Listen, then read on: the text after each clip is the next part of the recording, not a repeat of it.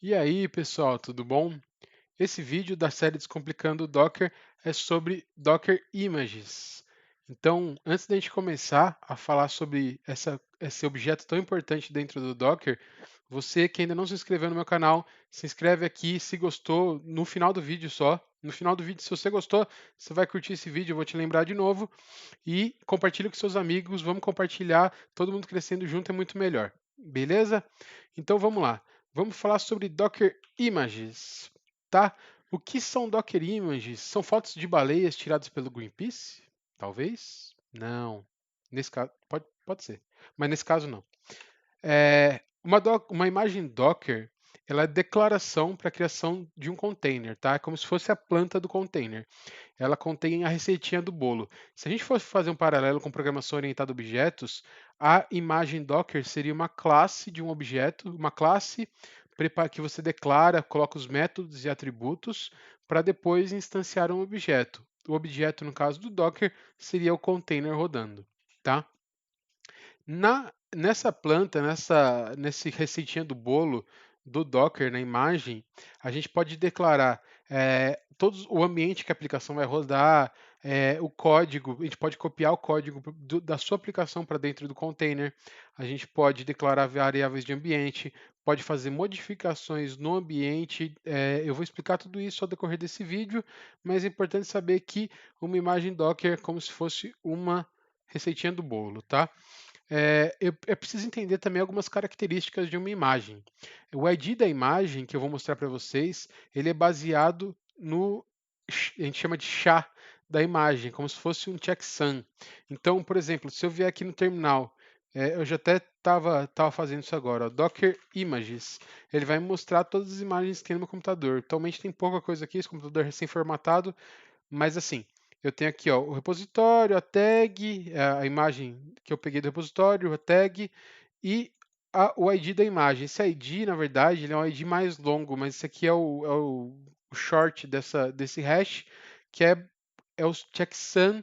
É como se fosse, ele pega e faz uma conta, tem um algoritmo lá para fazer essa conta, e que deixa esse ID único, tá bom? Então, é uma conta bastante complexa que vai verificar todos os bits da imagem e vai cuspir para a gente esse ID aí, tá? Então, toda imagem tem um ID baseado em seu SHA, beleza? Uma imagem ela é composta por camadas, por layers, tá? E esses layers são read-only, ou seja, eles são somente leitura. Eu vou explicar isso daqui a pouco com mais detalhes, mas basicamente uma layer não pode ser modificada. Toda vez que você modifica uma layer, na verdade, você está criando uma nova layer, tá? As imagens, como vocês sabem já, talvez podem ser compostas por outras imagens, então você pode pegar uma imagem base, que eu vou falar para vocês daqui a pouco, pega essa imagem base e vai incrementando essa imagem base com outras imagens ou somente com layers e por aí vai, tá bom? Todas as imagens, na verdade, elas começam com uma camada em branco, tá? Ela é chamada de scratch e depois que você vai começando a fazer mudanças, aí você não tem mais uma camada em branco, você vai ter diversas camadas com modificações que você foi fazendo. Tem um gráfico muito legal que eu vou mostrar para vocês. Tá? Os containers contêm uma camada que, quando você instancia um container, ele cria uma nova camada, além da camada da imagem, que é uma camada chamada de container layer, que ela é escrevível, entre aspas, tá? Você pode escrever nela, ela é modificável, tá? Mas isso é uma particularidade do container, não da imagem. Tá? Nessa camada ele vai conter todas as mudanças de arquivos, de código, de informações que você fez em tempo de execução nesse container. Então, no vídeo de container que é o próximo, eu vou falar um pouquinho mais sobre isso. Os containers eles podem compartilhar as mesmas imagens e as mesmas camadas. Então, por economia de recurso, a gente pode ter, sei lá, 10 containers compartilhando as mesmas 10 camadas de imagem ali. O que vai mudar é uma pequena camada no topo que vai conter, que vai ser essa camada container layer aí que ela é modificável, tá? As camadas elas funcionam basicamente no sistema copy on write, que é o seguinte: quando você faz uma modificação, ele cria uma cópia. Então você escreve uma modificação criando uma cópia, copy on write, beleza? Uma imagem que não estende nenhuma outra imagem é chamada de base image, então aquela imagem que a gente vai partir dela e começar a modificar, criando novas layers, então ela não depende de nenhuma outra imagem, ela é uma imagem base, ela é pura ali, tá? E normalmente a gente, para criar uma imagem nova, nossa, a gente usa um arquivo que comumente é chamado de Dockerfile, pode ter outros nomes, eu recomendo por convenção chamar de Dockerfile, muito melhor. E você vai declarar ali, eu vou mostrar para vocês aqui agora o que é um Dockerfile, beleza? Dockerfile é isso aqui, ó. A gente tem aqui a base image, então a minha base image é o Node na tag Alpine, que é uma versão que eu gosto aí de usar. E o que eu posso fazer também nessa base image? Eu posso declarar variáveis essa base image não, nesse Dockerfile.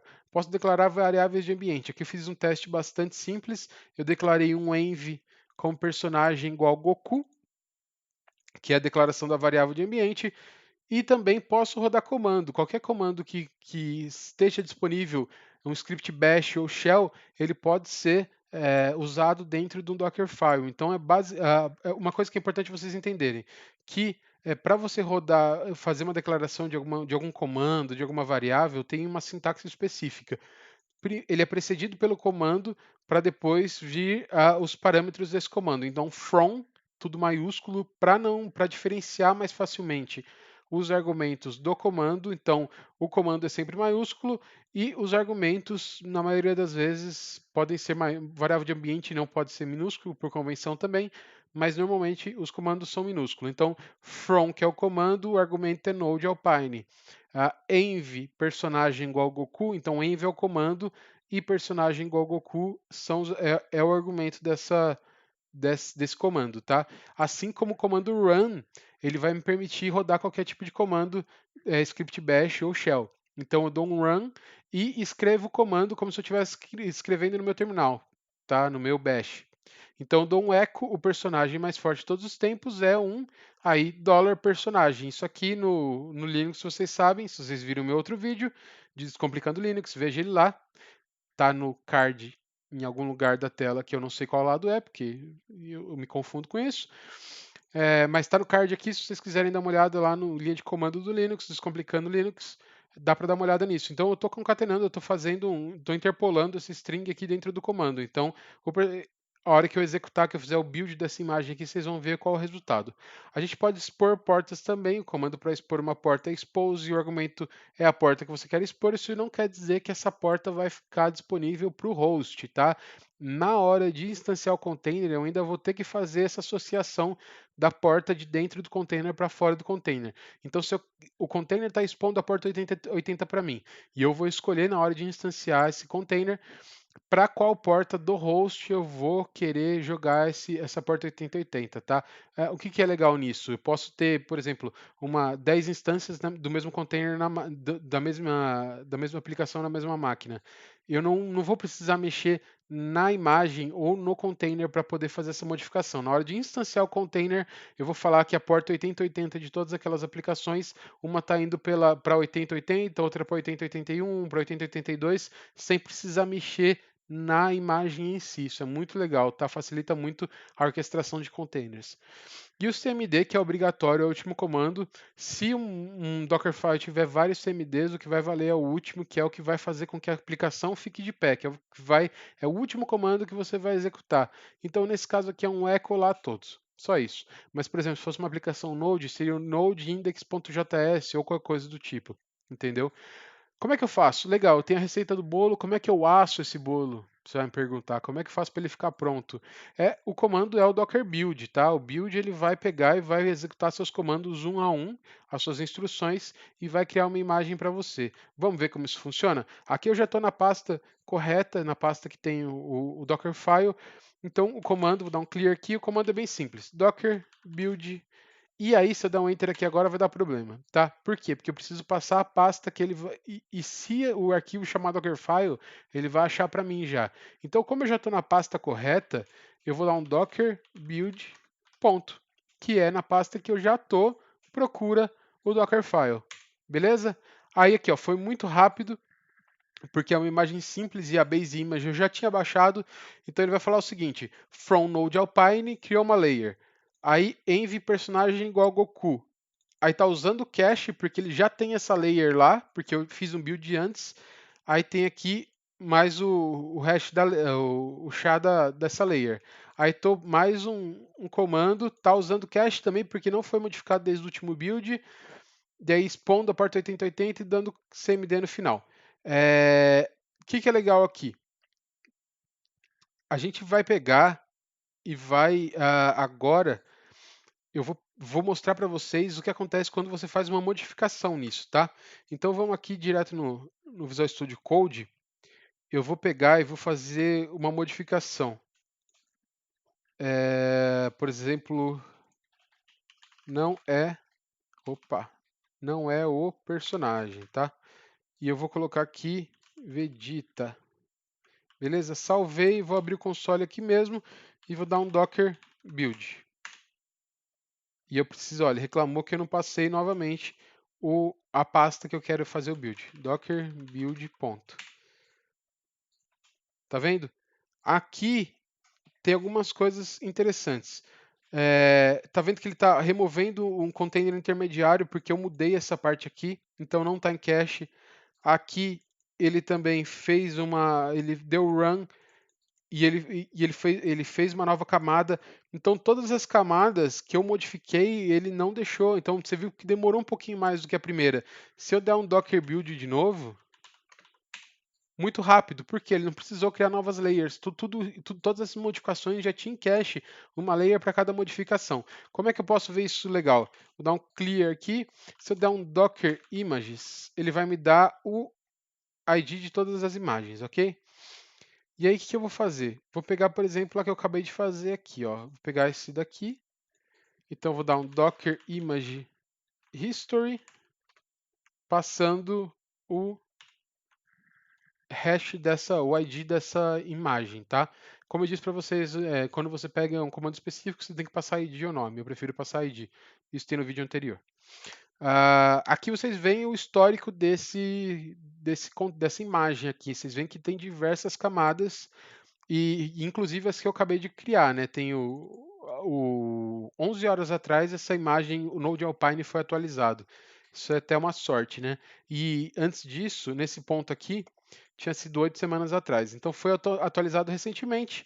E aqui eu peguei a base image lá do repositório do Docker, Docker Hub, e depois fui criando camadas conforme eu fui fazendo as modificações do Dockerfile.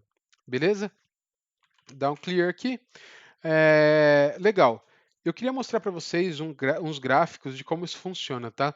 Aqui tem uma imagem do Ubuntu, por exemplo, ele tem a base image lá que tem esse hash, esse D3A1, blá blá blá, que tem 188 megas, depois tem mais modificações aqui em cima, ó, cada uma dessas camadas é uma modificação, tá? O que é legal? Se eu tiver diversas imagens diferentes compartilhando a base image do Ubuntu, eu vou reaproveitar isso aqui. Então, eu não vou precisar ficar criando, não vai consumir tanto espaço em disco, nem na hora de alguém dar pull dessa imagem, não vai precisar de tanta banda também, porque se ele já tiver lá essa layer, ele não precisa baixar de novo de mim. Então, ele só pega as layers. É como se fosse um diff do Git, tá? Isso que é muito interessante. E aí, na hora aqui, esse exemplo aqui é um exemplo de várias instâncias da mesma aplicação. Então, vocês veem que eles vão compartilhar essa parte aqui de baixo e vai ter uma pequena camada read and write aqui, que vai ser a camada do container, a container layer, tá? Então, cada uma delas vai ter a container layer, o resto ele vai compartilhar. Então, você pode ter diversas imagens, diversos containers rodando com a mesma estrutura da imagem, entendeu? Com uma mesma imagem que foi usada na hora de instanciar esses containers. Beleza? Tem esse outro gráfico aqui que eu acho interessante também, que a gente tem o kernel e tal, e tem a base image. Nesse caso ele está usando o Debian, tá? Aí ele vai adicionando recursos, adicionando Apache, por exemplo. Isso aqui, cada vez que ele faz isso, ele está criando, ou ele está concatenando aqui nesse caso mais imagens, ou ele está criando camadas. No final das contas, ele está criando camadas. Você faz uma modificação, seja colocar uma nova imagem ou fazer uma modificação por comando, você está criando uma nova camada. E no final aqui também tem a camada escrevível, entre aspas, que é a camada que você pode fazer modificações, que é o container. Como eu disse para você, container, se fosse fazer um paralelo com a orientação a objetos, é como se fosse um objeto mesmo, tá? E a classe seria a imagem. Beleza, gente? Bom, eu sei que é um pouco complexo esses conceitos e tudo mais. Se ficou alguma dúvida, comenta aqui embaixo, vamos conversar, tá? E agora que já chegou no final do vídeo, eu falei que eu ia te lembrar. Se você gostou, curte aqui, compartilha com seus amigos. O próximo vídeo do Descomplicando Docker vai ser sobre containers, então a gente vai continuar esse assunto, tá? Mas, enquanto isso, daqui até semana que vem, você pode comentar aqui que eu vou responder suas dúvidas se vocês tiverem, tá bom? Ou também pode me procurar no LinkedIn e a gente conversa. Fechado? Então, obrigado. Gostou? Curte meu canal, compartilha, se inscreve no meu canal, curte o vídeo. É isso aí e foi um prazer. Muito obrigado. Até mais, gente.